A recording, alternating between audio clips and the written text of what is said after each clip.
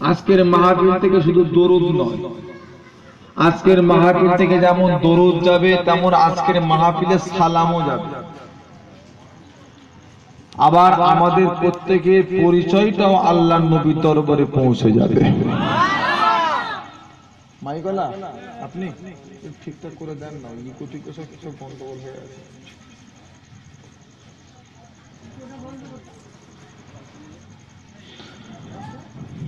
প্রত্যেকের পরিচয় আল্লাহর নবীর দরবারে পৌঁছাবে। দুনিয়া থেকে আমরা যদি আল্লাহর নবীর সাথে একটা সম্পর্ক যদি করতে পারি, কি মনে হয় কিয়ামতের ময়দানে কিছুটা হলেও উপকার পাওয়া যাবে? তো বলুন না ইনশাআল্লাহ। নবীর সাথে সম্পর্ক করতে চান তো? দরুদ না পড়ে জি বাবা বলে হুজুর আমাদের দরুদ পড়ার জায়গার অভাব আছে, আমরা কত দরুদ পড়ছি। 365 দিন আমাদের পাড়াতে 775টা জলসা, জলসার অভাব নেই, দরুদ পড়ার অভাব নেই। কত নেবেন হুজুর? শুধু আপনি একা আসেন? আপনি তো বছরে 7-8 বার 10 বার আসেন, আরো কত ভাই সাহেবরা আসে আমি জানি। সব মাহফিলের দরুদ যে কবুল হয়েছে কোনো গ্যারান্টি আছে?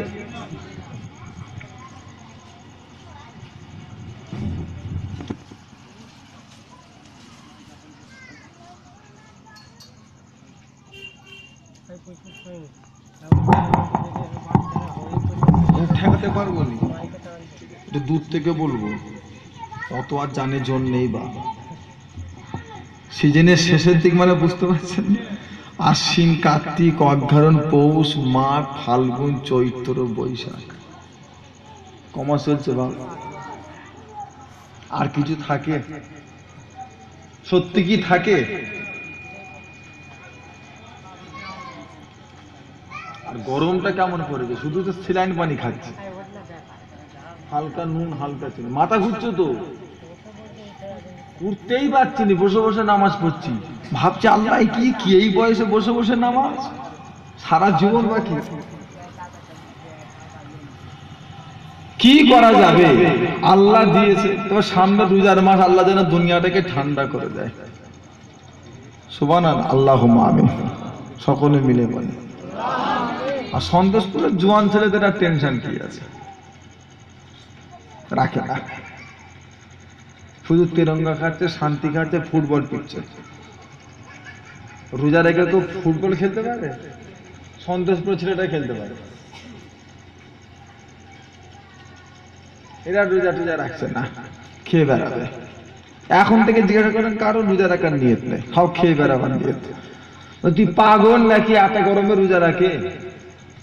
রোজা রেখে মরবো এত গরমে? যে নিয়ত কি রোজা রাখবেন তো? খবরদার রোজা ভাঙবেন না বাপ, ভাইরা আমার, রেখো রোজাটা রেখো। 11 মাস তো খাচ্ছি 2 হাত দিয়ে, 11 মাস। রোজার মাসে আমি খেতে মানা করেছি? রোজার মাসে কি আমরা খেতে মানা করি? আল্লাহ মানা করেছেন না, শুধু দিনটুকু, শুধু দিনটুকু খাওয়া নিষেধ, রাতে খাও না। একজন আবার মাগরিবে রোজা খুলে এত খাওয়া খায়, বলে কি খবর? বলছে কাজা আদায় করছি। সারা দিন যা শুকিয়েছে ও রাতে খেয়ে তার শোধ তুলে ফেলছে। একসাথে দেখি 2টো করে পান খাচ্ছে, 2টো করে শান্তি খাচ্ছে। কি রে, সকালের কাজ আদায় করছি।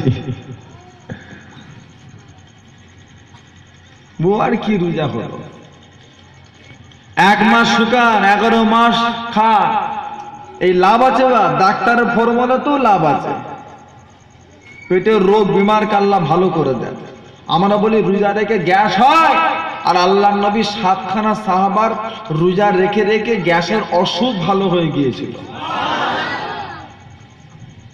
আমাদের তার উল্টো, রোজা রাখলে গ্যাস হয়। যাই হোক আমার বাবেরা, আমার দোস্তরা, বন্ধুরা, আমাদের প্রত্যেকে জাবানের দরুদ কোথায় পৌঁছাচ্ছে? মদিনা শরীফে। কার কাছে? বর্তমানে যে বাদশা আছে তার কাছে খবর রেখেছেন? হ্যাঁ, বর্তমানে বাদশার খবর কিছু রেখেছেন আপনারা? 100টা সিনেমা হল করেছে। সুবহানাল্লাহ।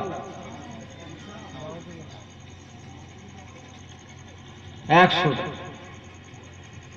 আল্লাহ নবীর ইন্তেকালের পর থেকে যে দেশে একটা বেগনা পুরুষ, একটা বেগনা মহিলা এক জায়গায় বসে বসে কথা বলাটা সরকারিভাবে অপরাধ ছিল, এখন সিনেমা ঘরে বসে বসে একসাথে সিনেমা দেখবে। সেই দেশে 2-4টে নয়, 100খানা সিনেমা হল করেছে, মদের দোকান করেছে। যেই গোটা মক্কা মদিনা সৌদি ভেতরে একটা মদের দোকান ছিল না, এখন সেখানে মদের দোকান করেছে। বলে হুজুর জেদ্দায়, জেদ্দায় তুমি জানো জেদ্দায় কে আছে? তুমি জানো?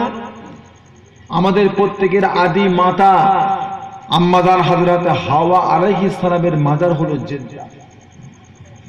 তাহলে সেখানে মদের দোকান চলবে? কথা বলবেন তো? বিড়ি সিগারেটটা তো কোনো ব্যাপার না, ওটা আগেও চলতো, এখনো চলছে। নতুন নতুন এখন মদের দোকান করলো আর সিনেমা হল করলো। এই বছরেই খুলেছে, আবার সামনে সেপ্টেম্বরের মধ্যে আরো 100টা করবে বলছে। তা আমাদের মতো সাধারণ মানুষ মক্কা মদিনায় যারা আছে তাদেরকে মিডিয়ারা সব জিজ্ঞাসা করছে, এখনকার বাদশাকে পেয়ে তোমরা খুশি না বেজার, কি বুঝছো? তা সেখানকার লোকেদের মন্তব্য হচ্ছে, এতদিন পর একটা আমরা বাদশা পেয়েছি যে দেশের থেকে কিছু ভাবছে। বলছে এতদিন আমরা পিছিয়ে পড়েছিলাম, এই সিনেমা দেখার লেগে অন্য দেশে যেতে হতো, টুকটাক মদ টদ খেতে গেলে অন্য দেশে যেতে হতো, এখন তো নিজের দেশেই বসে বসে পাচ্ছি। এতদিন পর দেশের সরকার দেশের লেগে কিছু ভেবেছে, ভেবে বুঝবে কি করেছে না, নবী পাকের দেশে মদের দোকান করেছে। চিন্তা করে। আর আমাদের কিছু বাঙালি ভেড়া মার্কা, এরা বুঝলুনি, এরা সেই বাদশাকে বাহা বাহা দিয়ে বেড়াচ্ছে। মক্কায় যেটা চলছে সেটা ঠিক, মদিনায় যেটা চলছে সেটা ঠিক, আমাদের দেশের এসব আলেম উলামাদের কথা লোবো না, ওরাই ঠিক করছে, তাই তো? কি বলে? এসব আলেমদের কথা চলবে না, এরা হচ্ছে হানাফি, এরা কোরআন হাদিস ছাড়া অন্য কিছু মানে, মক্কায় যেটা করবে সেটাই ঠিক, এদের কথা নেওয়া যাবে না। তাহলে মক্কার বাদশাতে এখন সিনেমা হল করেছে, তাহলে দেখা যায় তো সিনেমা। কি বলছে? এতদিন খুব বাহা বাহা দিল ভারতের সরকার, জালেম, সেটা আমরাও স্বীকার করি, আমরাও জানি। তা বলে তুমি ভারতের একটা হাক্কানি আলেমকে ছোট করে দিয়ে সৌদি তুমি বাদশাকে প্রশংসা করতে লাগলে, আর সৌদির বাদশার দেশটাকে তো শেষ করে ফেললো। রাসূলুল্লাহ যে দেশে চলাফেরা করতেন সেই দেশের বুকে মদের দোকান, সেই দেশের বুকে সিনেমা হল, আর কি রইল বাবা? আর বাকি কি রয়েছে? নাবাবি শরীফের গেটের কাছে বসে বসে মক্কার লোকেরা সিগারেটে আগুন দেয়। নাবাবি শরীফ, আল্লাহ নবীর মসজিদ, যে মসজিদে 1 রাকাত নামাজ পড়লে 50,000 রাকাত নামাজের সওয়াব পাওয়া যায়, বুঝলে? সেই দেশের গেটের কাছে সিগারেটে আগুন দেয়। মক্কা মদিনা করুনি, হ্যাঁ সম্মান আমিও করি, মক্কার জমিন আমার মাথায় থাক, মক্কার ধুলো আমার চোখে থাক, তাহলে মক্কার বাদশা যা করবে সেটাকে মানতে হবে। ও কলে ঘুরে বালি ফেলে দেয়, ও লাইনে নেই, সাবধান হবেন বাবা। ঈমান বলে বেঁচে থাকা বর্তমান সময়ে খুব কঠিন হয়ে গেছে। এই জামানার কথা আল্লাহ রাসূল বলেছিলেন, হাতে আগুন রাখা সহজ, ঈমান বাঁচানো বড় কঠিন। এই হলো সেই জামানা পড়ে গেছে। আল্লাহ আমাদেরকে হেফাজত করেন, বলুন আল্লাহুম্মা আমিন, সকলে মিলে বলুন। তাহলে আমাদের প্রত্যেকে জাবানের দরুদ কোথায় যাবে? আল্লাহ নবীর রওজায়। নবী আমার হায়াতুন নবী, নাকি মনে পৌঁছে গেছে? সে হায়াতের নবীর কাছে। এই একটা সম্পর্ক। কারো বাপ আছে তো মা নেই, মা আছেন তো বাপ নেই। আচ্ছা, আপনার নাম আর আপনার যেই বাপটা দুনিয়া থেকে ইন্তেকাল করে গেলেন, ওই বাপের নাম ধরে ফেরেশতারা যদি নবী পাককে শোনায়, তাহলে আপনার কবরবাসী বাপের সাথে নবী পাকের সাথে নামের দিক দিয়ে একটা সম্পর্ক হলো। কি বলছে? ভালো হলো না খারাপ হলো? এই সম্পর্কটা কিয়ামতে কিছুটা হলেও কাজে আসবে তো? অবশ্যই আসবে। নাম ধরে ধরে ডেকে নেবে, এরা আমার উম্মত, এরা আমার উপরে দরুদ পড়তো, আল্লাহ এরা যতক্ষণ না জান্নাতে যাবে আমি রাসূলুল্লাহ ততক্ষণ জান্নাতে যাব না। জোরে বলবেন না? এটা নবী পাকের ওয়াদা। আমার উম্মতটা করে ছেড়ে আমি রাসূলুল্লাহ একা জান্নাতে যাব না। এটা নবী পাকের ওয়াদা। আমি কোন নবীর সাথে সম্পর্ক করতে বলছি? নবীটা শুধু ফুল করা সিলসিলাওয়ালাদের নয়, নবী সবার। যে নবীকে আল্লাহ কিয়ামতের ময়দানে হাউজে কাউসারটা দিয়ে দেবেন। জোরে বলবেন না? জোরে হবে না? হাউজে কাউসার সেটা কি জিনিস বলে? হাউজে কাউসারটা কি? সেটা একটা কুয়া। দুনিয়াতে একটা কুয়া আছে, কুয়াটার নাম হলো আবে। সেটা কোথায়? মক্কা শরীফে। কোন নবী জামানা থেকে? হযরত নবী ইব্রাহিম আলাইহিস সালামের জামানা থেকে। নবী ইব্রাহিম আলাইহিস সালামকে আল্লাহ দুটো সন্তান, দুটো ছেলে দিয়েছিলেন। একজনে হযরত নবী ইসমাঈল আলাইহিস সালাম, আর একটা হলেন হযরত নবী ইসহাক আলাইহিস সালাম। আল্লাহ দুনিয়াতে যত নবী পাঠিয়েছেন, সবচাইতে বেশি নবী আল্লাহ বনি ইসরাইলদের ভেতরে পাঠিয়েছেন। পৃথিবীতে যত ওলি আল্লাহ, পীর, গৌস, কুতুব, আবদাল যত আছেন, সবচাইতে বেশি আল্লাহ বনি ইসরাইল গোত্রের ভিতরে পাঠিয়েছেন। জানিনি আল্লাহ এই বনি ইসরাইলদের এত কেন পছন্দ করেছে বলতে পারবো না, তবে বেশি নবী আল্লাহ বনি ইসরাইলদের ভিতরে পাঠিয়েছেন। তো সেই নবীর জামানা থেকে জমজমের কূপ, পৃথিবীর কোটি কোটি মানুষ পানি খেয়েছে। পানি শেষ হয়েছে বাপ? কোনো খবর টবর পেয়েছেন নাকি যে 2-4 বছর পর শেষ হয়ে যাবে? আছে কোনো নিউজ আপনাদের কাছে? মাঝে মাঝে আজগবি খবর পান তো আপনারা, এটা সেটা পান না? জি বাবা, কিয়ামত পর্যন্ত জমজমের পানি শেষ হবে না। জোরে বলবেন না? সাহাবা হুজুরা জিজ্ঞাসা করেছিলেন, ইয়া রাসূলুল্লাহ, ইয়া হাবিবাল্লাহ, এই জমজম পানির কূপের শেষ কোথায়? জমজমের কূপ কোথায় গিয়ে পৌঁছেছে? জমজমের কূপের শেষ কোথায়? আল্লাহ নবী বলেছিলেন, বাবা সাহাবারা, এই জমজম যেতে যেতে হাউজে কাউসারে ঠেকে গিয়েছে। সেই হাউজে কাউসারটা কোথায় থাকবে বলে? কিয়ামতের ময়দানে। কটা হাউজে কাউসার? কটা জায়গায় জায়গায় ফুলপুরা ইসাসবের মতো উজুল পুকুরের ধারে পানি খাওয়ার জায়গা, দাদা হুজুরের মাজারের পাশে পানি খাওয়ার জায়গা, ছোট হুজুরের মাজারের পাশে পানি খাওয়ার, এরকম থাকবে কিয়ামতে, তাই তো? বরগাছিয়া মোড়ে, মুন্সিরহাট বাজারে একটা জায়গায় একটাই কুয়া। সে কুয়াটা আল্লাহ আমার নবীর কাছে দেবেন। জোরে বলবেন না? সেদিন আমাদের পানি পিপাসা পাবে? সবার পাবে না শুধু নামাজীদের পাবে? কি বলছে? সবার পাবে? যেদিন আল্লাহ পাক মাতা রাত দুপুর আল্লাহ পাক সূর্যকে নামিয়ে আনবেন, যে সূর্যের একটা মুখ দেখতে পান, এই সূর্যের আল্লাহ পাক 12টা মুখ খুলে দেবেন। সূর্য তাপে জমিনটা পুরে লাল তামা হয়ে যাবে। আল্লাহ রাব্বুল আলামিন স্বয়ং নিজে বিচারক হবেন। সূর্য তাপটা জমিনে এমন পড়বে, মানুষের মাথায় এমন পড়বে, মানুষের মাথার ঘুনুগুনা টকবক টকবক করে ফুটে, কারো চোখ দিয়ে, কারো নাক দিয়ে, কারো মুখ দিয়ে থোবা থোবা হয়ে আল্লাহর জমিনে পড়বে।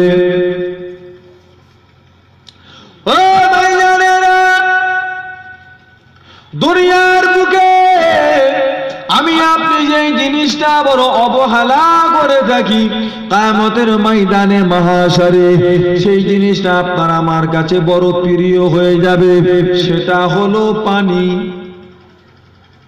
আমরা অবহেলা করিনি, শুধু বেনামাজিরা করে, নামাজিরাও করে। বলে হুজুর আমরা কি অবহেলা করলাম? মাগরিবের সময় মসজিদে গিয়ে দেখবে, এখন তো আর পুকুর নয়, এখন আর টিউব কল নয়, এখন সব ট্যাপ হয়ে গেছে। চাচা উজু করতে বসে হাত গুটিয়ে দেখি শুধু ঘুরাচ্ছে। একটু আস্তে খো, ও যতক্ষণ না গিয়ে আটকাচ্ছে ততক্ষণ ঘুরিয়েই যাচ্ছে। যখন দেখছে আর যায়নি তখন উনি উজু করা শুরু করছে। আবার যদি পাশে যদি জানাশোনা বন্ধু লোক পেয়ে যায়, কি রে তোর আব্বা কেমন আছে, তোর মা কেমন আছে, তুই এখন কি করছিস, বাড়ি খবর সব ভালো তো? পানি পড়েই যাচ্ছে, কোনো হুঁশই নেই। উনি একা উজু করছে আর 3 বালতি পানি নষ্ট করছে, এর কোনো হিসেব নেই তো? কি বলছে? তাহলে হুজুর হিসেব টিসেব কিসের? ও তো মোটরে পানি তুলেছে, তার লেগে হিসেব নেই, মোটরে পানি তুলেছে বলে। জানেন 1 লুটা পানিতে তো উজু হয়ে যায়, হবে না? আর আপনি একা উজু করলেন, ওই ট্যাপ চালিয়ে ক বালতি পানি নষ্ট করছেন? পা ধুতে ধুতে 1 বালতি শেষ। আল্লাহ মিষ্টি পানি দিয়েছে বলে, আল্লাহ আমাদের জমিনে মিষ্টি পানি দিয়েছে বলে এমন দেশ আছে 10 মাইল খুললে 1 ফোঁটা মিষ্টি পানি বার হবে না। এরকম দেশ নেই। আমার নবীর দেশে, আল্লাহর নবীর দেশ, তেল কিনতে গেছি 50 পয়সা লিটার, আর পানি কিনতে গেছি 1 টাকা লিটার। কি হলো? 50 পয়সা লিটার তেল আর 1 লিটার পানির দাম 1 টাকা, ডবল। তেলের থেকে পানির দাম ডবল। সেই দেশে পানি নেই, অন্য দেশ থেকে পানি সেই দেশে যায়।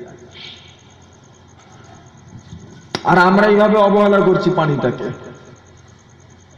তো আস্তে খোলেন, মোটর একটা কিনেছেন, কি দিয়েছেন, তারপর আপনি ইচ্ছা মতো পানি নষ্ট করবেন না, বাপ হিসেব কিন্তু আল্লাহ একদিন দেবে। আর এই 1 ফোঁটা পানির জন্য কিয়ামতে পাগল হয়ে যাবেন। 1 হাত উপরে সূর্য। দুনিয়াতে আমি আপনি যখন মাঠে ঘাটে যখন কাজ কাম করতে যাই,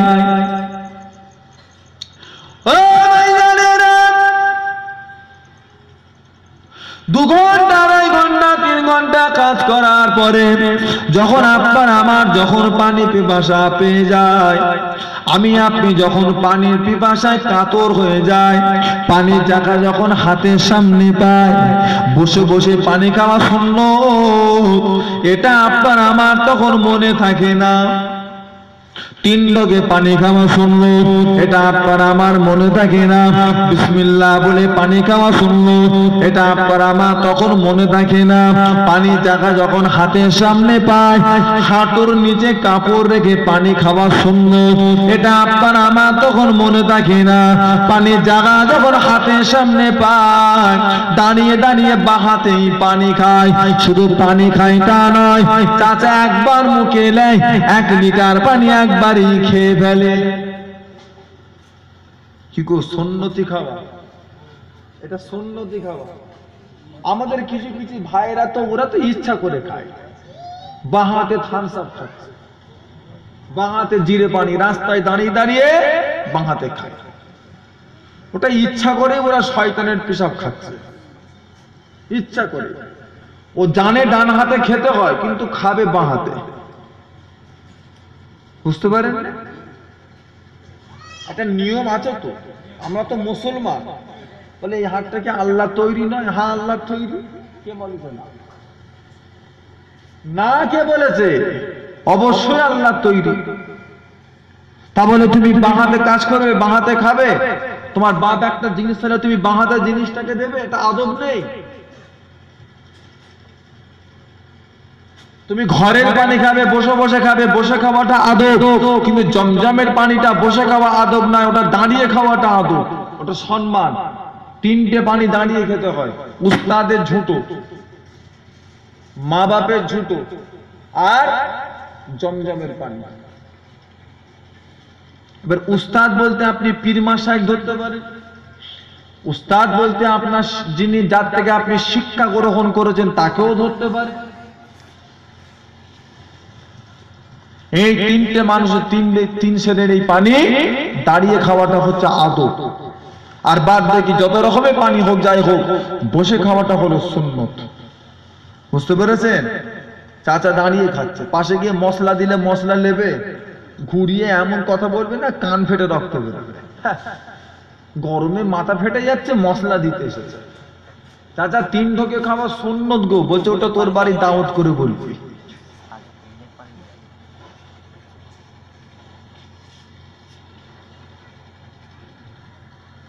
দুনিয়া থেকে সূর্য দূরত্ব হলো 15,000 কোটি কিলোমিটার দূরে। ও ভাইজানেরা, 15,000 কোটি কিলোমিটার দূরে আল্লাহ রাব্বুল আলামিন সূর্যটাকে রেখে দিয়েছেন। এটা হলো বিজ্ঞানের হিসাব। আর আল্লাহ রসুল যখন মেরাজে গেলেন তখন গিয়ে নবী আমার দেখেছেন সূর্য কত দূরে। দ্বিতীয় আসমানে আল্লাহ সূর্য রেখেছেন। দুনিয়া থেকে প্রথম আসমানের দূরত্ব হলো 500 বছরের রাস্তা। আবার প্রথম আসমান থেকে দ্বিতীয় আসমানের দূরত্ব হলো আরো 500 বছরের রাস্তা।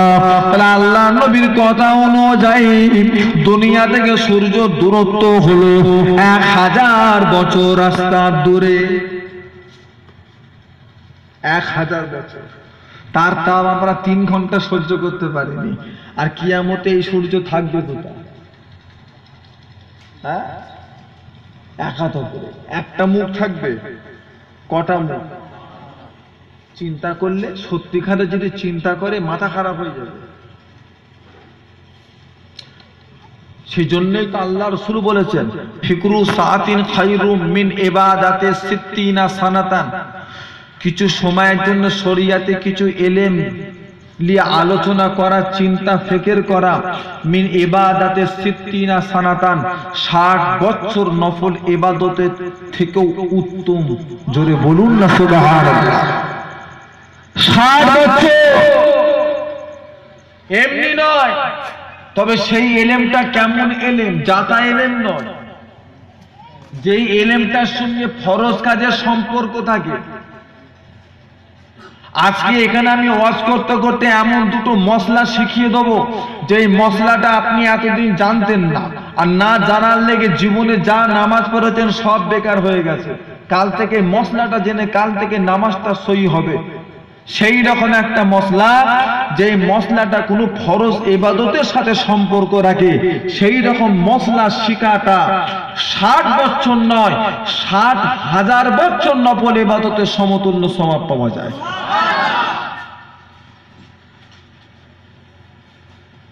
জিনিসটা কেমন? আমাদের ভিতরেও অনেকেই ভুল করে থাকে, আমরাও দেখি। মাগরিবের নামাজ করা কাজ ফরজ নামাজ, আমি ফরজটা কথা বলছি, ফরজ নামাজ 3 রাকাত। এখন ইমাম সাহেব নামাজ পড়াচ্ছে, আমি গেলাম উজু করে শেষে, আমার সঙ্গে আরো 2-4 জন গেল। এখন গিয়ে দেখি শুধু লাস্ট রাকাতটা বাকি আছে। ইমাম আস্তে আস্তে খালি সূরাটা পড়ে রুকু সিজদা করে বৈঠকে বসে আছে। এখন আমরা তো বসবো, এখন আমাদের করে উঠতে হবে না?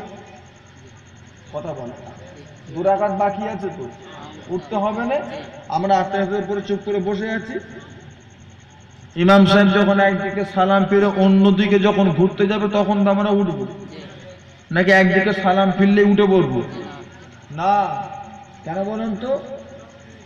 একটা সহজেলতার মশলা আছে। ইমামের যদি ব্যক্তিগত কিছু ভুল যদি করে থাকে তখন তো ইমাম একদিকে সালাম ফিরে তো সহজেলতা দেবে। একদিকে সালাম ফিরানোর সঙ্গে সঙ্গে যদি আপনি উঠে পড়েন তাহলে কি হলো? সহজেলতাটা গেল কোথায় আপনার?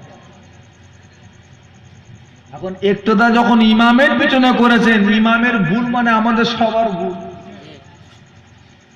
সেজন্য বড় বড় জামাতে শুধু ইমামের পিছনে খালি একটা চেয়ার নিয়ে কিছু নিয়ে গার্ড করে দেবেন, এবার আপনি ওদের সামনে তো যাতায়াত করতে পারবেন, সমস্যা নেই। আমার কথাটা বুঝতে পারবেন? শুধু ইমামের পিছনে সামনে গার্ড করে দেবেন, এবার বাদ বাকি মুক্তাদিরা সব থাকবে, ওদের সামনে থেকে যাতায়াত করা চলবে। কারণবশত, ইচ্ছা করে নয়, কারণবশত যাই দিচ্ছে। তবে ইমামের পিছনে যাতায়াত যাবে, ওখানে গার্ড রাখতে হবে। এখন আমাদের আর 2 রাকাত নামাজ বাকি আছে, ইমাম সাহেব একদিকে সালাম ফিরে অন্যদিকে যখন ফিরলো আমরা সব উঠে দাঁড়াবো। এখন দ্বিতীয় রাকাতে কি করবেন? বসবেন না উঠবেন?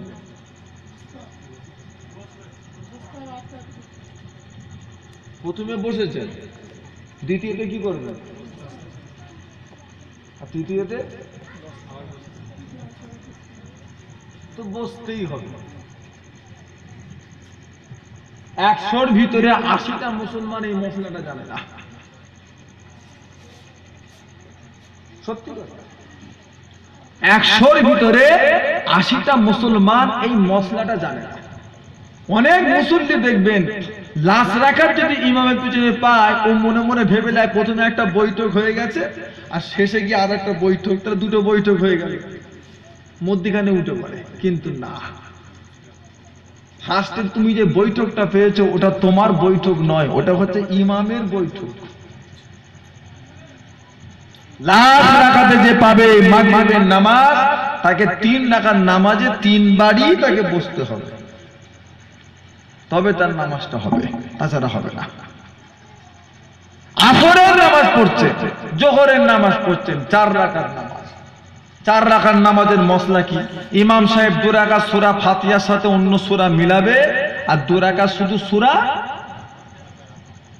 আপনি লাস্ট রাকাত পেয়েছেন, লাস্ট রাকাতটা পেয়েছেন, ইমাম সাহেব সালাম ফিরলেন, আপনি উঠেছেন, আপনি এবার কি করবেন? নামাজটা দ্বিতীয় রাকাতে উঠে শুধু সূরা ফাতিহা পড়বেন না সূরা ফাতিহার সাথে অন্য সূরা পড়বেন? একটা সূরা ফাতিহা শুধু নামাজ আপনার 1 রাকাত হয়ে গেছে, তাহলে বাকি আছে 2টো সূরা মিলানো আর একটা শুধু সূরা ফাতিহা। নামাজটা পড়বেন কি করে? দ্বিতীয় রাকাতে উঠে কি করবেন? সূরা ফাতিহার সাথে অন্য সূরা পড়বেন না শুধু সূরা ফাতিহা পড়ে ঝামেলাটাকে মিটিয়ে দেবেন? সূরা ফাতিহার সাথে অন্য সূরা পড়তে হবে, তৃতীয়তে সূরা ফাতিহার সাথে অন্য সূরা পড়তে হবে, আর শুধু সূরা ফাতিহাটা লাস্টে কি পড়তে হবে, বুঝতে পারেন না? তো তাকবীর, নারে তাকবীর, তো জোরে হবে না নারে তাকবীর। আওলাদে মুজাদ্দিদুল জামান, আওলাদে মুজাদ্দিদুল জামান, চাচাজান হুজুর পীর কেবলা, চাচাজান হুজুর পীর কেবলা, সিলসিলে হক ফুলফুরা শরীফ, সিলসিলে হক মুজাদ্দিদুল জামান, সিলসিলে হক মুজাদ্দিদুল জামান। নারে তাকবীর, নারে তাকবীর। হিজবুল্লাহ, হিজবুল্লাহ, আহলে সুন্নাত ওয়াল জামাআহ, আহলে সুন্নাত ওয়াল জামাআহ। নারে তাকবীর।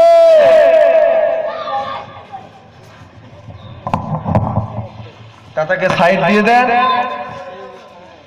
তাকে সাইড দিয়ে দেন। সকলে বলুন আলহামদুলিল্লাহ। জি বাবা, গরমের সময় বেশি ঘেঁষাঘেঁষি করে আমিও বসতে বলি, আপনাদের যেমন ইচ্ছা তেমন করে বসে। তবে বা মাহফিলের একটা আদব আছে, একটা আদবটার দিকে লক্ষ্য রাখবে।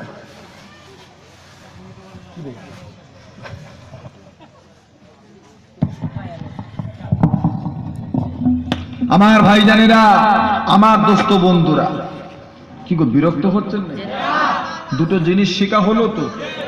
জানে, অনেকে জানে, জানে না তা না, জানে না, জানলে বলছে কি করে? অবশ্যই জানে। তবে এই সমস্ত জিনিসগুলো, আমলগুলো ফরজ আমলের সাথে সম্পর্ক।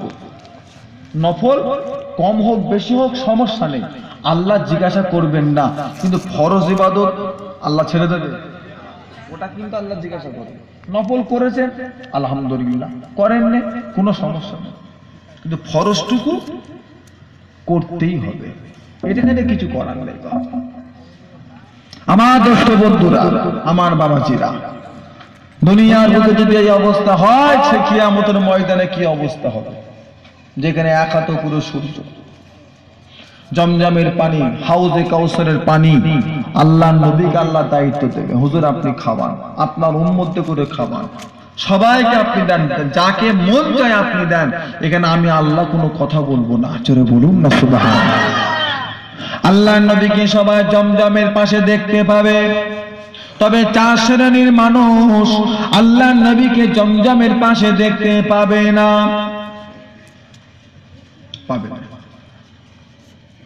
এখন যদি 4 শ্রেণী যদি ব্যাখ্যা দিই, আমরা সবাই করে যাব, তখনই মনটা ছোট হয়ে যাবে। তাহলে জমজমের কাছে, হাউজে কাউসারের কাছে গিয়েও নবীকে দেখতে পাবো না? না, 4 শ্রেণীর মানুষ হাউজে কাউসারের কাছে গিয়েও নবীকে দেখতে পাবে না। একটা পর্দা পড়ে যাবে, নবীকে দেখতে পাবে না। সাহাবা হুজুরা জিজ্ঞাসা করেছিলেন, ইয়া রাসূলুল্লাহ, ইয়া হাবিবাল্লাহ, হুজুর জমজমের পানিটা খেতে কেমন? জমজমের হাউজে কাউসারের পানিটা খেতে কেমন? হাউজে কাউসারের পানিটা দেখতে কেমন? নবী আমার ওই সময় বলেছিলেন, ও সাহাবা কেরামেরা, হাউজে কাউসারের পানিটা দেখতে হবে দুধের মতো সাদা, মধু থেকে বেশি মিষ্টি, এক জাররা পানি যে পান করতে পারবে জান্নাতে ঢোকার আগে পর্যন্ত তার আর পানির পিপাসা পাবে না। জোরে বলো। ও ভাইজানেরা, সাহাবা হুজুররা জিজ্ঞাসা করেছিলেন, ইয়া রাসূলুল্লাহ, ইয়া হাবিবাল্লাহ, ওই পানিটা খাওয়ার জন্য পাত্র লাগবে, ওই পানিটা খাওয়ার জন্য বাটি লাগবে, কি পরিমাণে বাটি পাবে? আল্লাহ পাক আপনাকে কত পরিমাণে পাত্র দেবে? দুনিয়ার বুকে আপনার আমার ঘরে বাড়িতে যখন বিয়ে শাদী হয়, আমি আপনি যেরকম মেহমান দাওয়াত করি সেই রকম ব্যবস্থা নেই। কেউ 500 প্লাস্টিকের গ্লাস কেনে, কেউ বা 1000 টাকা কেনে, কেউ বা 2000 টাকা কেনে। কিয়ামতের ময়দানে মাহশারে হাউজে কাউসারের পানিটা খাওয়ার জন্য পাত্র লাগবে, লাগবে তো। মোটামুটি 5000 হলে ঝামেলা মিটে যাবে তো, হবে না? কত তো কথা বলে না, তাহলে 10,000 থাক। আমরা এমন করে না বলছি যেন সবাই পাবো। হ্যাঁ, আমরা পাবো, আমরা পাওয়ার কাজ কিছু করেছি কি?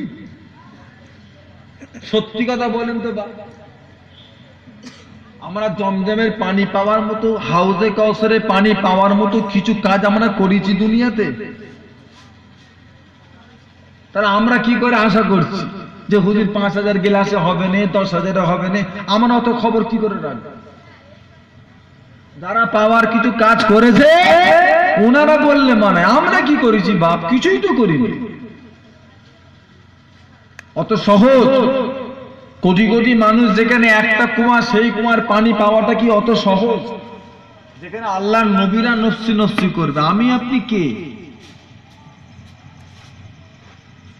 বলে? আমরা যেই মাসটাতে বসেছি, মাসটার নাম কি? বৈশাখ মাস, শাবান। এই মাসটা দামি না কম দামি? এই মাসটা বলেন দামি মাসে আমরা কি করেছি? লটারি খেলা ছেড়েছে, যে তাস খেলতো তাস খেলা ছেড়েছে। দামি মাস মানে কি? শুধু পতকালে বেরিয়ে পড়ো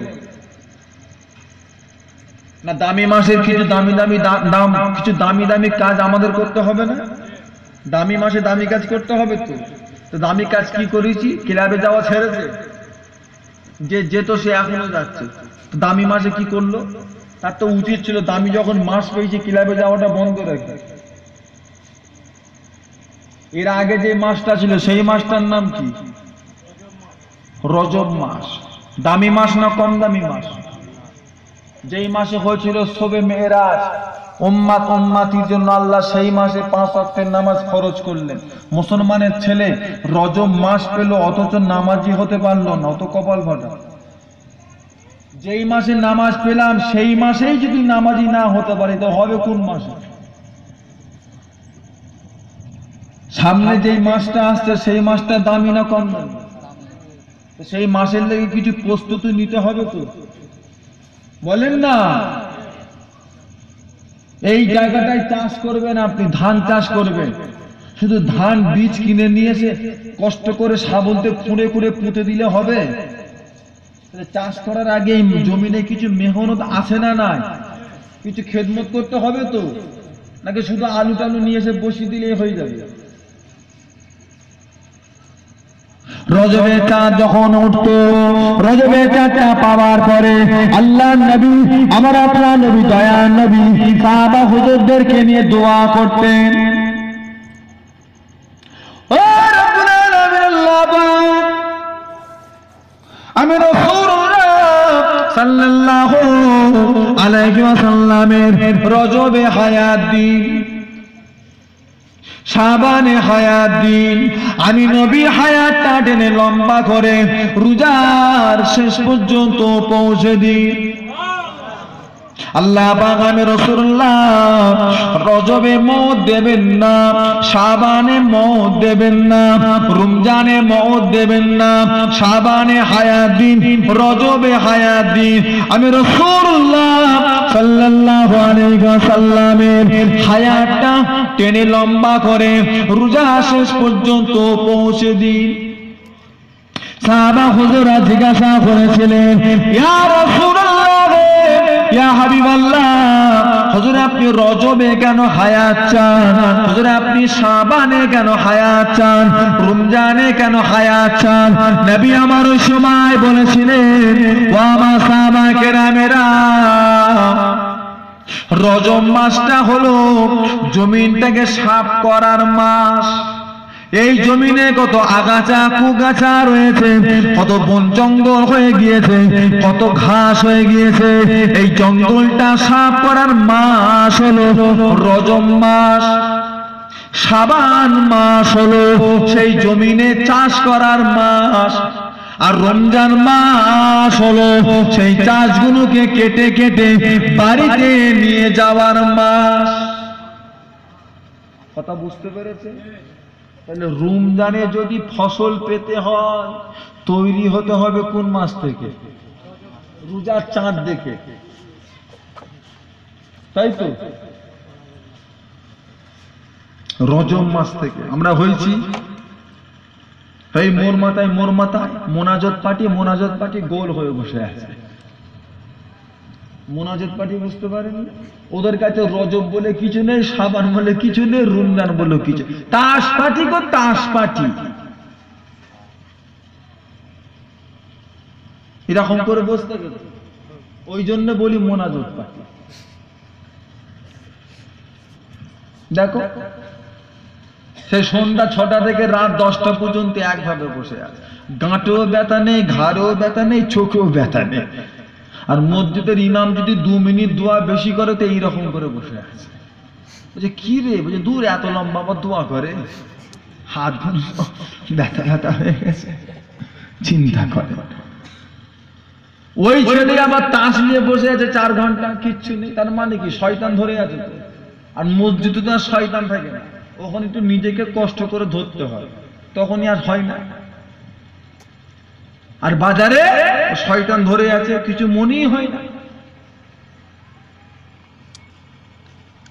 ইনানা তৈরি হবে রোজার চাঁদ থেকে ক্লাবে যাওয়া ছাড়বে, আবার রোজার চাঁদের আগের দিন আবার জোর ধরে যায়, বলে কাল থেকে আর ঢুকতে পারবো না, আজকে একটু বেশিক্ষণ দেখি।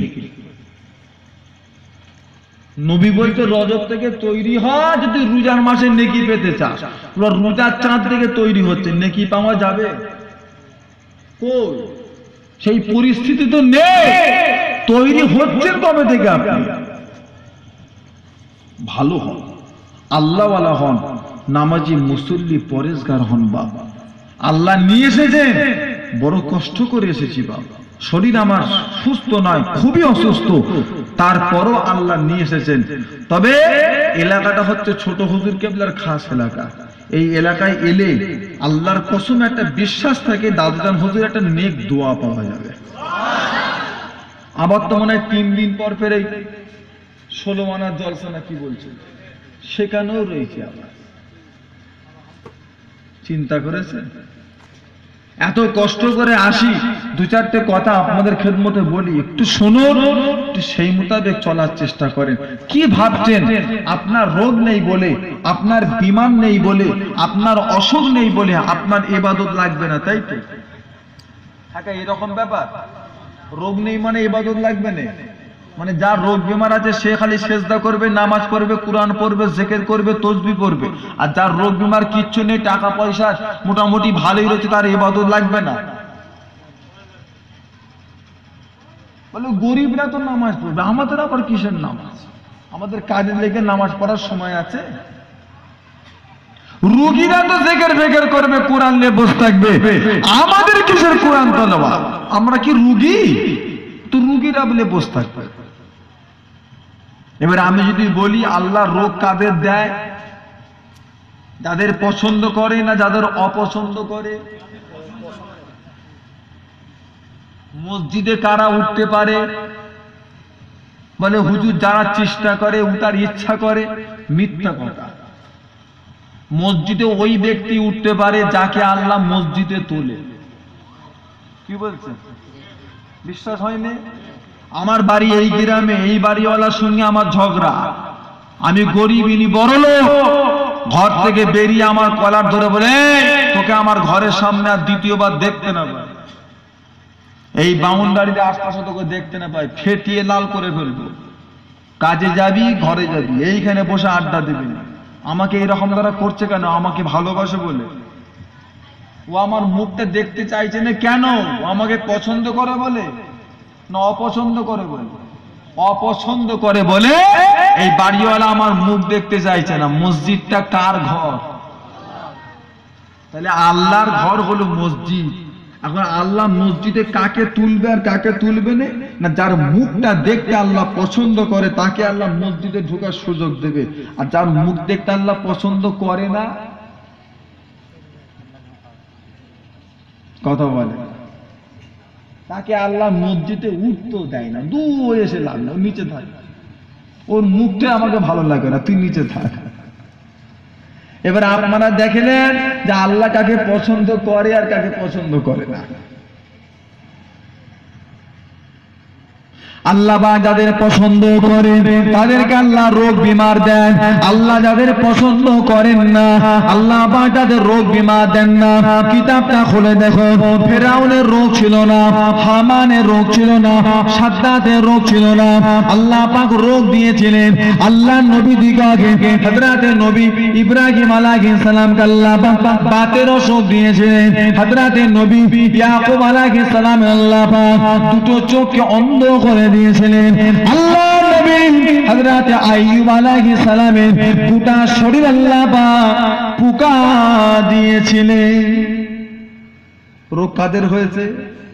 কাফেরদের না নবীদের? নবীদের রোগ হয়েছে, কাফেরদের হয়নি। ও ভাইজানেরা, আল্লাহ রাব্বুল আলামিন শয়তানকে ডাক দিল, এই শয়তান তুই আমাকে বলেছিলিস আমার বান্দা বান্দিরা টাকা পয়সা পেবে, ধন দৌলত পেবে, কাজ কারবার পেবে, আমি আল্লাহকে তারা ভুলে যাবে, আমি আল্লাহর ইবাদত তারা করবে না, আমি আল্লাহর নাফরমানি করবে। শয়তান তোর নাকি তাবেদারি করবে। একবার তাকিয়ে দেখ, আমার নবী আইয়ুবকে আমি আল্লাহ পাক এই যুগের বাদশা বানিয়েছি। আমি আল্লাহ পাক আমার নবী আইয়ুবকে এই জামানা সবচাইতে ধনী ব্যক্তি করেছি। আমার নবী আইয়ুবকে আমি আল্লাহ পাক কোটি কোটি টাকার মালিক বানিয়েছি। আমার নবী আইয়ুবকে আমি আল্লাহ পাক হাজার হাজার দিকে সম্পত্তির মালিক বানিয়েছি। তারপরও আমার নবী আইয়ুব আমি আল্লাহর ইবাদত করে, আমি আল্লাহর জিকির ফিকির করে, আমি আল্লাহর প্রশংসা করে, আমি আল্লাহকে সিজদা করে। শয়তান এইবার তুই কি বলবি আমার নবী আইয়ুবের বিষয়ে? তুই কি বলবি? শয়তান বলে আল্লাহ পাক নবী আইয়ুব ইবাদত করবে না তো কে করবে? ও রব্বুল আলামিন আল্লাহ পাক নবী আইয়ুব ইবাদত করবে না তো কে করবে? নবী আইয়ুবকে আপনি টাকা পয়সা দিয়েছেন, ধন দৌলত দিয়েছেন, নবী আইয়ুবকে আপনি বাদশা বানিয়েছেন, নবী আইয়ুবের কোনো জিনিসের অভাব নাই, আপনি ওনাকে সর্বদিকে পরিপূর্ণ করে দিয়েছেন, উনি আপনার ইবাদত করবে না তো কে করবে? আল্লাহ পাক ওই সময় বলে, শয়তান তাহলে তুমি কি বলতে চাও আমার নবী আইয়ুব টাকা পয়সা জোরে, ধন দৌলতের জোরে, মাল সম্পদের জন্য আমি আল্লাহর ইবাদত করে? শয়তান বলে, হ্যাঁ আল্লাহ, নবী আইয়ুবের দিকে আপনি টাকা পয়সা ছিনিয়ে নেন, কাজ কারবার ছিনিয়ে নেন, রাজত্ব ছিনিয়ে নেন, উনি আপনার ইবাদত করবে না, এই সমস্ত জিনিসগুলো আছে বলে উনি আপনার ইবাদত করে। আল্লাহ বলে, অপেক্ষা কর শয়তান, তুই অপেক্ষা কর। ওই বাইরানেরা পরের দিন দেখা গেল হযরতে নবী আইয়ুব আলাইহিস সালাম রাজসিংহাসনে এসে বসলেন, তেনার চাষিরা এসে খবর দিতে লাগলেন, ওই হযরতে নবী আইয়ুব আলাইহিস সালাম আপনার যে ফসলের বাগান ছিল, চাষবাসের বাগান ছিল, যা কিছু চাষবাস ছিল সমস্ত জিনিসগুলো পুরে তছনছ হয়ে গিয়েছে, ছাই হয়ে গিয়েছে, কিছুই নাই, এমন পুরা পড়েছে আপনার জমির সীমানা পর্যন্ত বোঝা যাচ্ছে না। হযরতে নবী আইয়ুব কথাটা শুনলেন, শোনার পরে তিনি একবার মনটা খুলে বলেছিলেন আলহামদুলিল্লাহ। জোরে বলুন, জোরে হবে না?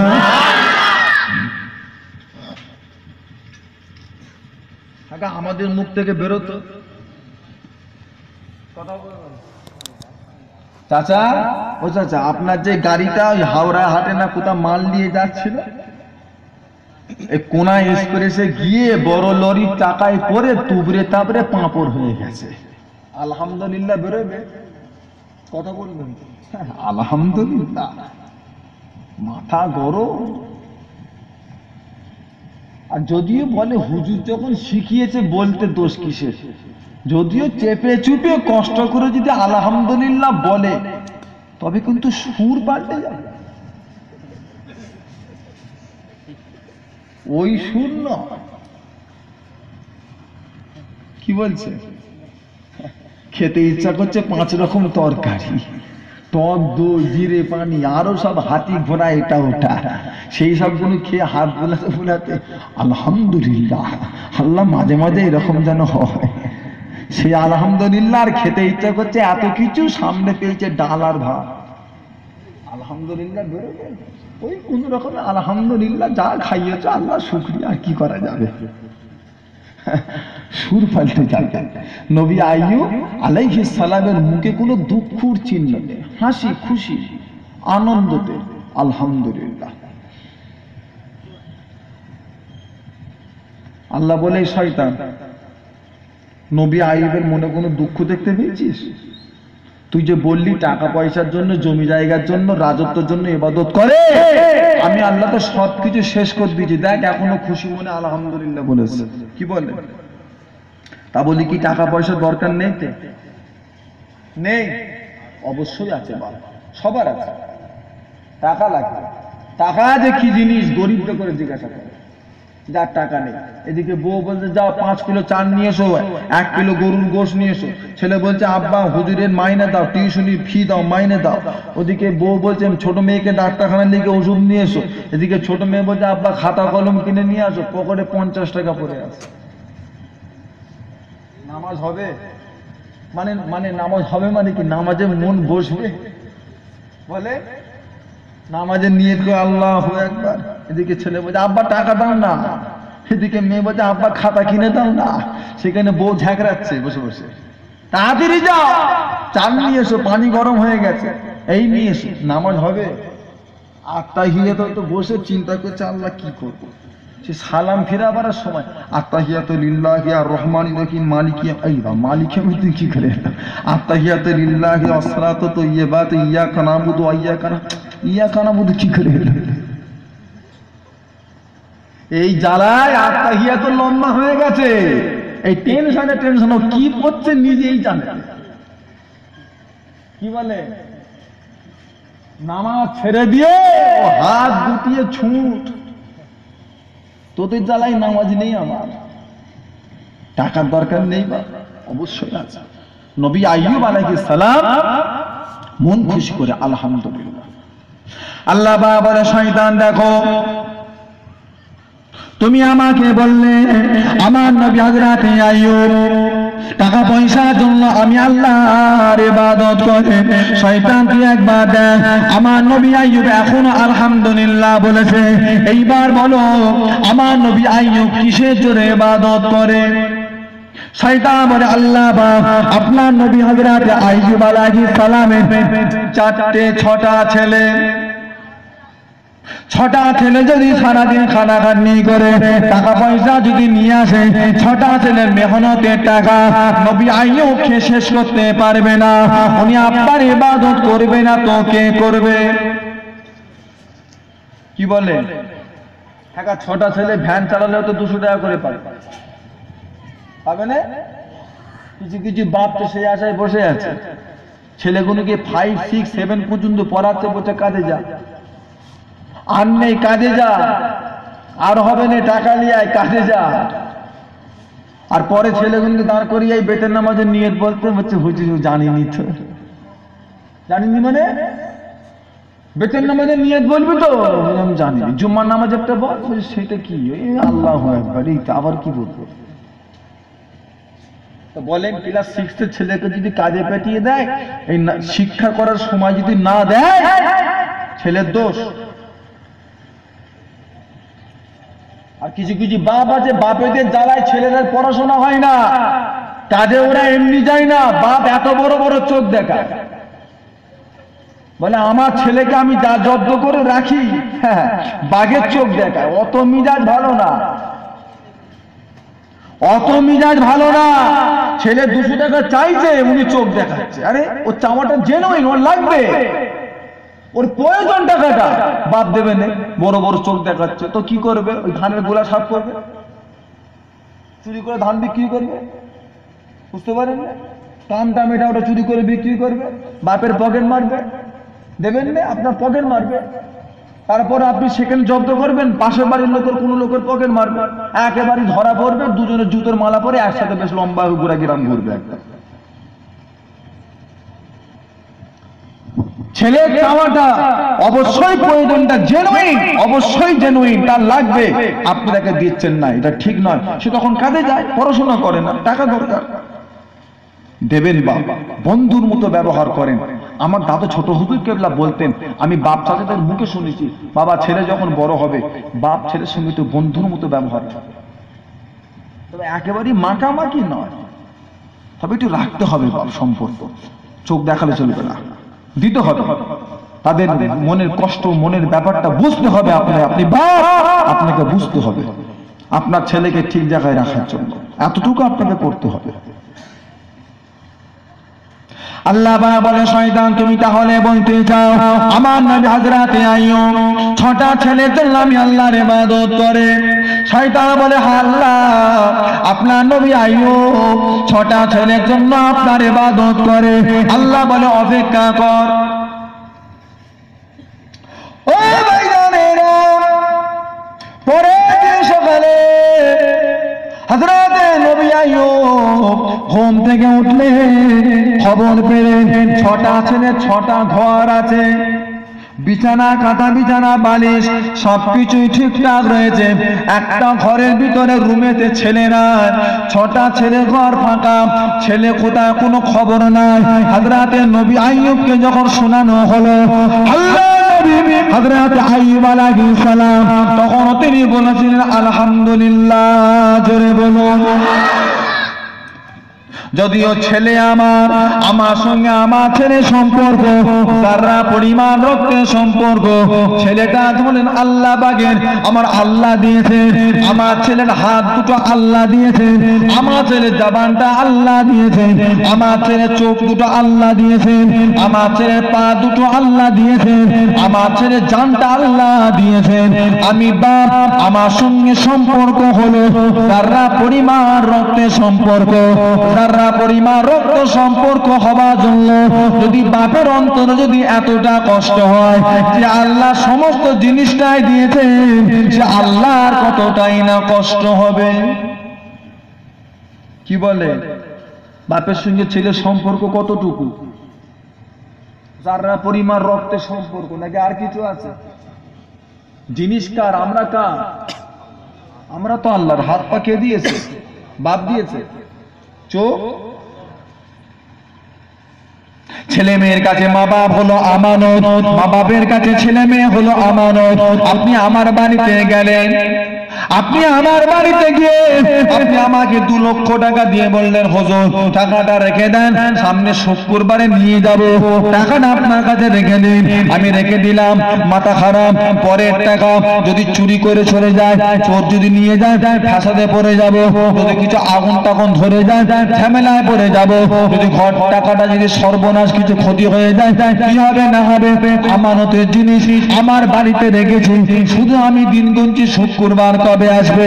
এমন সময় বৃহস্পতিবার আসরের নামাজ বাদ আপনি আমার কাছে গেলেন, আমাকে গিয়ে বললেন, হুজুর ওই 2 লক্ষ টাকাটা আপনি আমাকে দিয়ে দিন। টাকাটা বার করে দিয়ে দিলাম। এতে আমি খুশি হব না বেজার হব? খুশি না? ঝামেলা গেছে।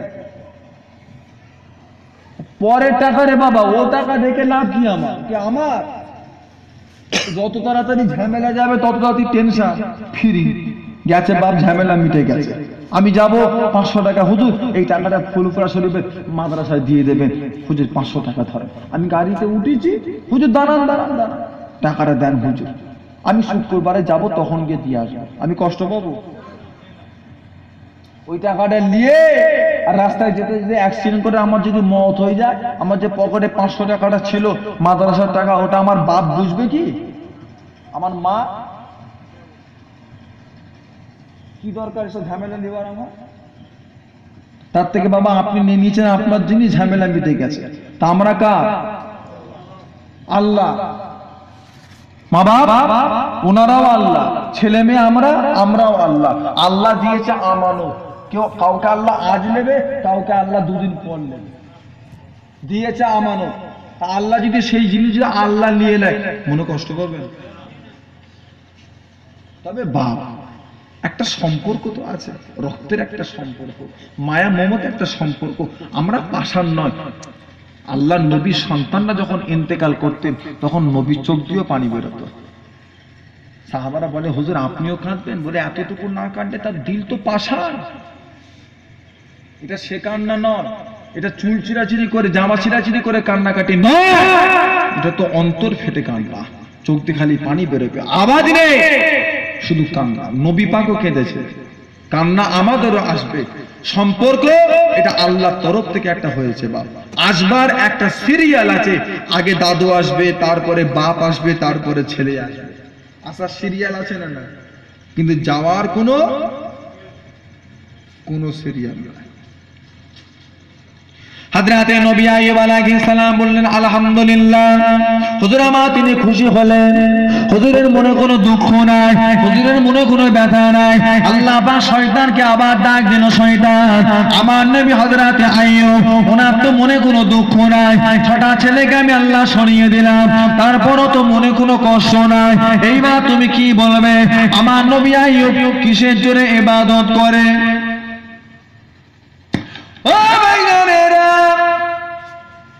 সেই সময়ে শয়তান বলেছিল, ও রব্বুল আলামিন আল্লাহ পাক, ও রব্বুল আলামিন আল্লাহ পাক, হযরতে নবী আইয়ুবের 4টে বিবি,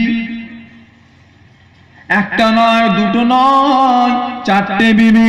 4টে বিবি যদি বাপের বাড়িতে গিয়ে বলে, তোমাদের একটা মূল্যবান জামাই আছে, জামাইটার নাম হলো হযরতে নবী আইয়ুব, সেই মূল্যবান জামাইটা এখন নিঃস্ব হয়ে গিয়েছে, তার 6টা ছেলের খবর নাই, জমি জায়গা পুরে তছনছ হয়ে গিয়েছে, এমন পোড়া পড়েছে সীমানা পর্যন্ত বোঝা যাচ্ছে না। এই মূল্যবান জামাইটাকে তোমরা রাখবে না ছেড়ে দেবে? যদি তোমরা রাখতে চাও আমাদেরকে মাল সম্পদ দাও, সেই তোমাদের জামাইকে দেওয়ার জন্য। আল্লাহ পাক 4টে বিবি যদি বাপের বাড়ি থেকে যদি মাল সম্পদ নিয়ে আসে, নবী আইয়ুব একা কে উঠতে পারবে না। যেই মানুষটা 4টে বিবি থাকে, তিনি আপনার ইবাদত করবে না তো কে করবে? বুঝতে পারেন? এরকম কিছু স্বামী আছে তো, এই জালেম কিছু স্বামী নেই, টাকা শেষ হলেই শুধু বউকে ধরে পিটায় জালিয়া। বিয়ের সময় ঝেড়েছে 1.5-2 লাখ টাকা ঝেড়েছে বিয়ের সময়, সোনা গয়না গুলো ঝেড়ে বন্ধক দিয়ে না জুয়া খেলে না কি করে শেষ করে ফেলেছে। আবার বাসের ঘরে রাত্রে দেনমোহর দেয় না, ডাকাতি করেছে, নেবে না থাকবে এই করে ডাকাতি করেছে। 2 লক্ষ টাকা নিল, 5,001 টাকা দেনমোহরটাও ধার রেখে দিলুই। শরীয়তের হুকুম যতক্ষণ দেনমোহর না দেয় ততক্ষণ তোমার বিবি যদি বলে তুমি আমার গায়ে হাত দেবে না, বিবির বলার অনুমতি আছে। দেনমোহর দেওয়াটা হলো ওয়াজিব। তুমি বিদেশে যাবে, বউকে তুমি দীঘায় নিয়ে যাবে, হাজারদুয়ারি বেড়াতে নিয়ে যাবে, আরো এ মাথা সে মাথা ঘুরতে যাবে, তোমার বিবিকে দেনমোহর দিওনি, তোমার বিবি বলছেন আমি তোমার সাথে ঘুরতে যাবো না, আগে দেনমোহর দাও। তুমি যদি ফট করে আমাকে নিজে বিক্রি করতো তখন কি হবে?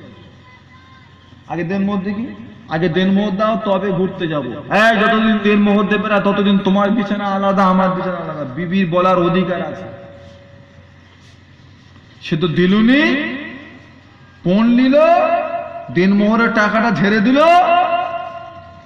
বছর 1.5 পরে শুধু মার বুঝে টাকা লিয়া, যা টাকা লিয়া। এত টাকা কি করছো? বলছে ব্যবসা বড় করছি, খালি বলছে ব্যবসা বড় করছি।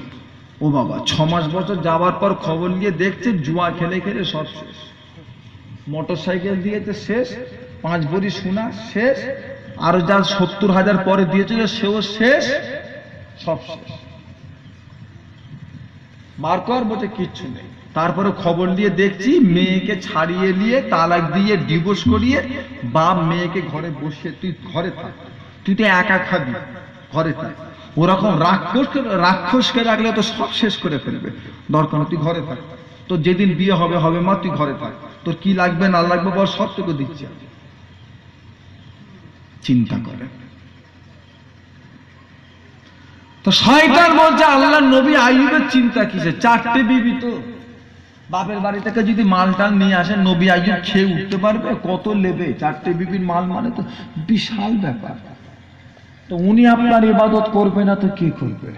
বলছে ও তার মানে 4টে বিবি আছে বলে ইবাদত করছে? বলছে হ্যাঁ, 4টে বিবি আছে বলে অপেক্ষা কর। পরের দিন সকাল হলো, আল্লাহ নবী হযরত আইয়ুব আলাইহিস সালাম হুজুর আমার তিনি ঘুম থেকে উঠলেন।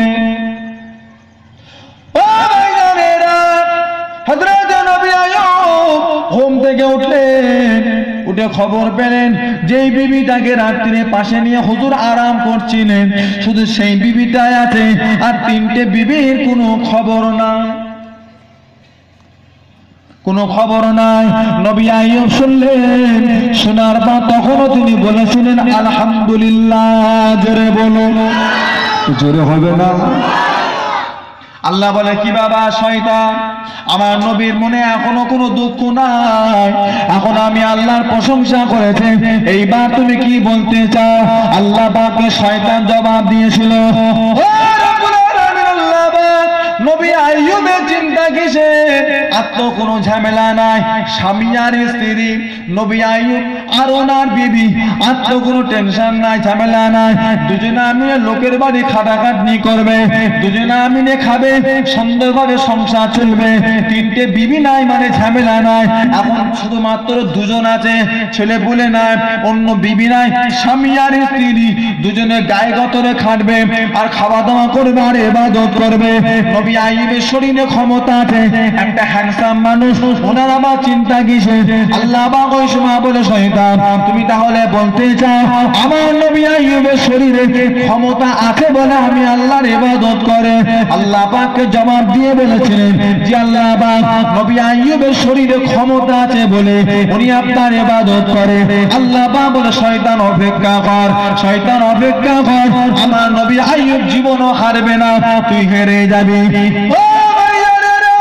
পরের দিনে সকালবেলা আল্লাহ নবী হযরত আইয়ুব হুজুর আমার ঘুম থেকে উঠলেন, ঘুম থেকে উঠে দেখতে পেলেন মাথা থেকে পা পর্যন্ত গোটা শরীর আল্লাহ ফুসকা করে দিয়েছেন, গোটা শরীরে ফুসকা, আর একটা ফুসকার ভিতরে আল্লাহ পাক হাজার হাজার পোকা রেখে দিয়েছে। হযরতে নবী আইয়ুব ঘুম থেকে উঠলেন, নিজের শরীরটা দেখলেন, নিজের শরীরটা দেখার পরে তখনও তিনি বলেছিলেন আলহামদুলিল্লাহ। জোরে বলুন, পারবে? গোটা শরীরে ফুসকা। বেলা যত হলো আস্তে আস্তে ফুসকা গুলো সব ফেটে যাচ্ছে, আর একটা ফুসকার ভিতর থেকে হাজার হাজার পোকা, মানুষের শরীরের গোশ খাওয়া পোকা গোটা শরীরটাকে ঘিরে ফেলেছে। কত পোকা, কত পোকা। হাদিস পাকে এসেছে, উদাহরণটা দিয়াটা বোকামি হবে। রাস্তাঘাটে বিলাই ছাগল যখন মরে যায়, 2-3 দিন 4 দিন 5 দিন যাওয়ার পরে অবলা জানোয়ারটা, মরা জানোয়ারটা শরীরে এত পরিমাণে পোকা লাগে জানোয়ারটাকেই দেখা যায় না। ওটা কি মরাস বুঝে যায়, শুধু পোকা। নবী আইয়ুব আলাইহিস সালামের গোটা শরীরে এত পোকা, মানুষটাকেই দেখা যেত না। এই চোখের পুঁটলিগুলো খেয়ে ফেলেছে, সেগুলোকেও পোকায় খেয়ে ফেলেছে। হযরতে নবী আইয়ুব আলাইহিস সালাম আর কিছু করার ক্ষমতা নেই, চুপচাপ শুয়ে আছে।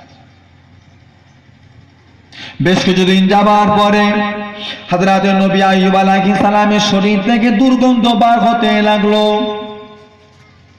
এমন একটা দুর্গন্ধ গ্রামের মানুষেরা কেউ সহ্য করতে পারে না। সবাই গিয়ে হযরতে নবী আইয়ুব আলাইহিস সালামের বিবির কাছে গিয়ে জানাতে লাগলেন। কোন বিবিটা ছিল, নাম কি? আম্মা জান হযরতে রহিমা আলাইহিস সালাম। ওনার কাছে গিয়ে জানাতে লাগলেন, ও বিবি রহিমা, তোমার স্বামী হযরতে আইয়ুব, ওনার শরীরে এত দুর্গন্ধ, আমরা কেউ গ্রামে থাকতে পারি না।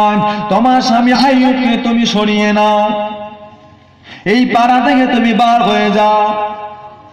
কেমন রোগ, কেমন বিমার, গ্রামের মানুষ সহ্য করতে পারে না। আমাদের মুরব্বীদের ভিতরে, বাবাজিদের ভিতরে অনেকে জানে না, দোয়া চেয়ে ফেলে, শবে বারাতে দোয়া চেয়ে ফেলে, শবে মেরাজে দোয়া চেয়ে ফেলে, লাইলাতুল কদরে দোয়া চেয়ে ফেলে, আল্লাহর ওলিদের কাছে গিয়ে দোয়া চেয়ে ফেলে, হুজুর দোয়া করুন, আল্লাহ আপনি আমার দোয়া কবুল করুন, আল্লাহ আপনি আমাকে দুনিয়াতে কষ্ট দেন, আখিরাতে কষ্ট দেবেন না। এই দোয়া করে তো বুকা,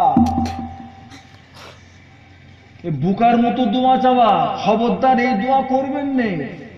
আল্লাহ দুনিয়াতে কাঁদিয়ে এলাম, আখিরাতে আর কাঁদাবে না। আল্লাহ যদি বলে দাঁড়া, তো দুনিয়ায় কান্না শক্ত, সহ্য করতে পারবে? কথা বলে, আল্লাহ যদি বলে তোকে দুনিয়াতে কাঁদাবো, বেঈমান হয়ে যাবে, ঈমান হারা হয়ে যাবে, বেঈমান হয়ে যাবে। এই দোয়া কখনো চাইবেন না। ভালো ভালো রাতে, ভালো ভালো দিনে, ভালো ভালো মানুষের কাছে গিয়ে এই দোয়াটা চাইবেন। আল্লাহ দুনিয়াতেও সুখ দেবেন, আখিরাতেও সুখ দেবেন। আল্লাহ দুনিয়ায় কাঁদিয়ে নাও, আখিরাতে সুখ দাও, এই দোয়াটা কিন্তু ভালো দোয়া নয়। বা আল্লাহ যদি বলে তোকে কাঁদাবো দুনিয়াতে, সত্যিকারের বেঈমান হয়ে যাবে। আম্মা জান হযরতে রহিমা আলাইহিস সালাম আল্লাহর নবী হযরতে আইয়ুবকে কোলে করে নিলেন, রাস্তায় চলে গেলেন, ফুটপাতে চলে গেলেন। যেই নবীকে আল্লাহ পাক রাজ সিংহাসনে বসিয়েছিলেন, সেই নবীকে এখন আল্লাহ গ্রাম ছাড়া করে দিলেন। ও ভাইজানেরা, রাস্তার লোকেরা যাতায়াত করে, সবাই নাকি কাপড় দিয়ে যাতায়াত করে। বেশ কিছুদিন যাবার পরে রাস্তার লোকেরা হযরতে আম্মা জান রহিমাকে বলতে লাগলেন, ও বিবি রহিমা, ও হযরতে রহিমা, হযরতে নবী আইয়ুবকে রাস্তা থেকে সরিয়ে নাও, তেনার শরীরে এত দুর্গন্ধ, আমরা রাস্তায় চলাফেরা করতে পারি না, আল্লাহর রাস্তে এখান থেকে তুমি সরিয়ে নাও। আম্মা জান হযরতে রহিমা আলাইহিস সালাম হযরতে নবী আইয়ুব আলাইহিস সালামকে নিয়ে আর মাঠে চলে গেলেন। মাঠে যখন চলে গেলেন, কিছুদিন যাবার পরে মাঠে চাষিরা দূর থেকে দাঁড়িয়ে দাঁড়িয়ে বলতে লাগলেন, ও বিবি রহিমা, হযরত নবী আইয়ুবকে সরিয়ে না, হযরতে নবী আইয়ুবকে মাঠ থেকে সরিয়ে না, তিনার শরীরে এত দুর্গন্ধ, আমরা মাঠেও যেতে পারি না, চাষ করতে আসতে পারি না, এখান থেকে তুমি সরিয়ে নাও। সেখান থেকে সরিয়ে নিয়ে চলে গেলেন। আল্লাহর নবী হযরতে আইয়ুব আলাইহিস সালামকে মাঠ থেকে সরিয়ে নিয়ে কোথায় নিয়ে গেছিলেন? শহরে যে রকম জায়গায় ময়লা ফেলা হতো, শহরের সমস্ত ময়লা যেই জায়গাটায় ফেলা হতো, হযরতে নবী আইয়ুব আলাইহিস সালামকে আম্মা জান রহিমা সেই রকম একটা জায়গায় চলে গেলেন। গন্ধর জায়গায় গন্ধ থাকবে, কারো কোনো আপত্তি আছে? অনেকে বালি ব্রিজের দিকে যাওয়া হয় তো, এয়ারপোর্টের দিকে যান তো, একটা জায়গা পরে নাম হচ্ছে বরানগর।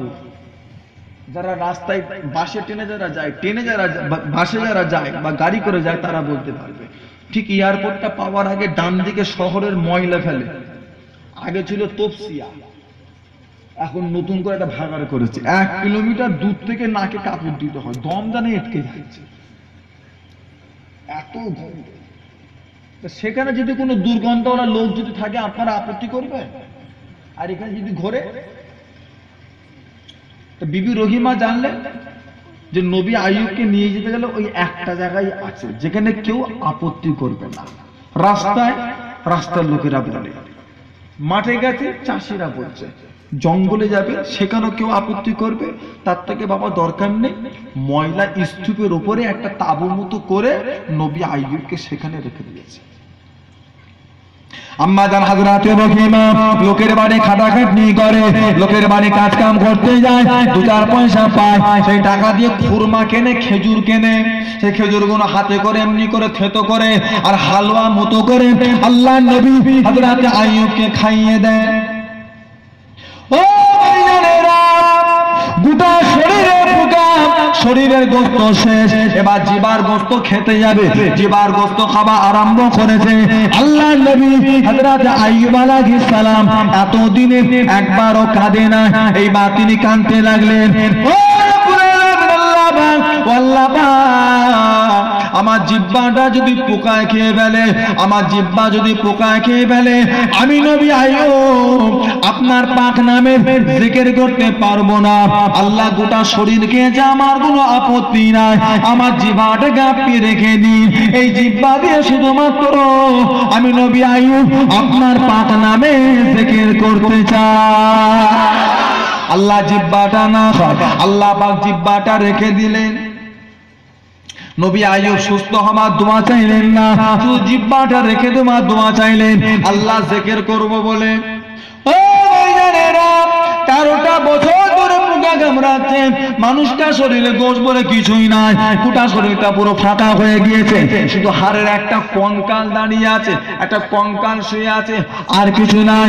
আম্মা জান রহিমা আর হাতে করে খুরমা গালে দিচ্ছেন, আগুনগুলো গিয়ে আল্লাহর নবী হযরতে আইয়ুবের শরীরে খোঁচা লাগছে, তেনার কষ্ট হচ্ছে, কেমন করে খাওয়াবে?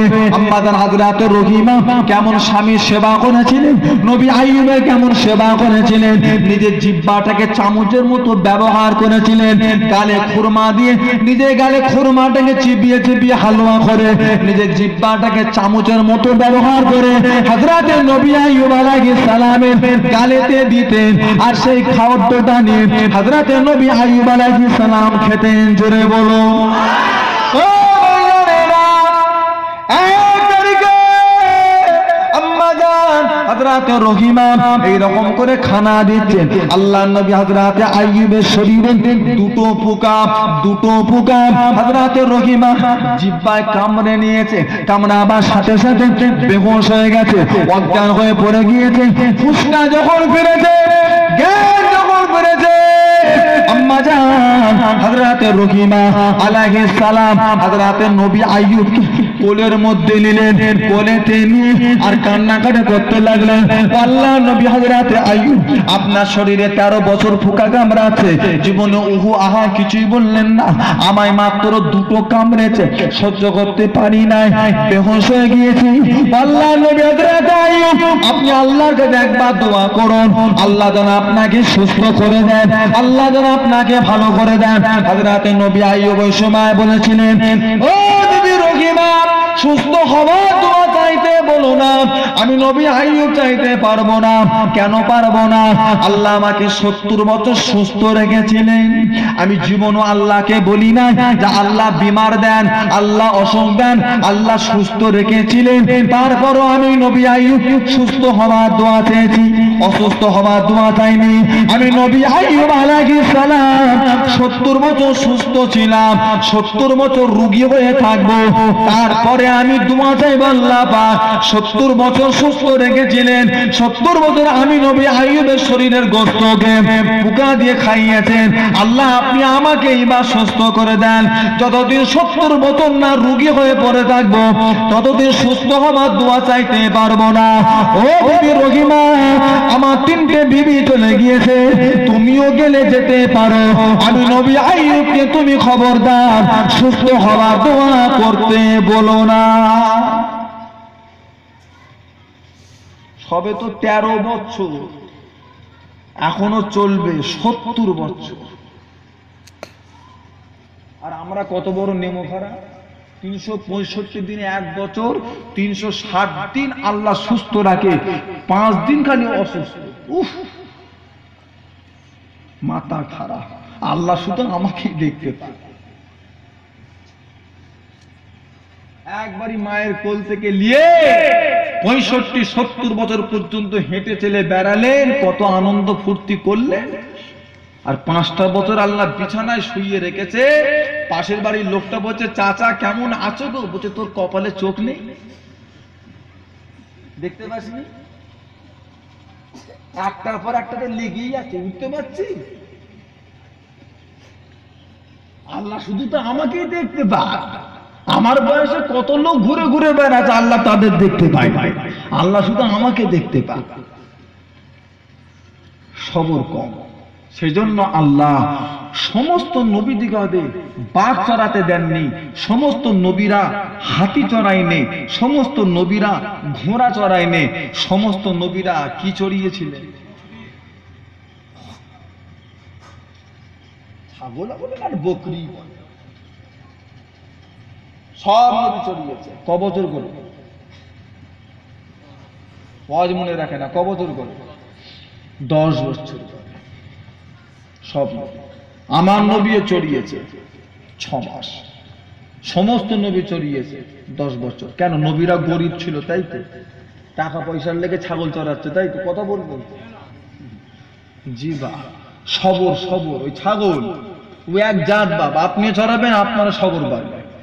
ছেড়ে দেন, কিলাপাল্লা পাচ্ছে, লোককে লেপিয়ে পেরে হেমানা সেমাতা করে ফেলছে। আর শুধু ছাগলের গলায় খালি দড়িটা দিয়ে খালি সামনে টানে, ওয়াজ যাবে না। সামনের পা দুটোকে ঠেলে পিছন দিকে বেরেক করে এইরকম করে দাঁড়িয়ে আছে। এ যত টানছে পা স্লিপ খেয়ে আসছে, ভদ্রভাবে আসে। বুঝতে পারছেন আল্লাহ নবীদের দ্বারা ছাগল কেন চড়িয়েছিলেন? কিসের জন্য? সবরের জন্য। ছাগল চড়ালে সবর বাড়ে। আল্লাহ তো জানে একটু পরে আমার নবীরা মানুষ চড়াবে, ওই একই জিনিস, ওই একই জিনিস। এদের বলবে নামাজ পড়, এরা পড়বে। এরা বলবে মদ খাসনি, ওটা বেশি করে খাস। তার আগে থেকে ছাগল চড়িয়ে আল্লাহ নবীদেরকে ট্রেনিং দিয়েছে। পুলিশ হতে গেলে ট্রেনিং লাগে না? চোর ধরতে গেলে ছুটতে হবে, জানে, সরকার জানে, যেন আগে থেকে শুধু ছুটায়, ছোট ছোট, এ মাথা ও মাথা ছোট খালি। তো নবী হতে গেলে ট্রেনিং, প্রচারের দায়িত্ব পেতে গেলে ট্রেনিং। ছাগল তকবীর নারে তাকবীর, জোরদার নারে তাকবীর। তাতাজান হুজুর পীর কেবলা, তাতাজান হুজুর পীর কেবলা, সিলসিলা হক ফুলপুরা শরীফ, সিলসিলা হক ফুলপুরা শরীফ, হিজবুল্লাহ, হিজবুল্লাহ, নারে তাকবীর।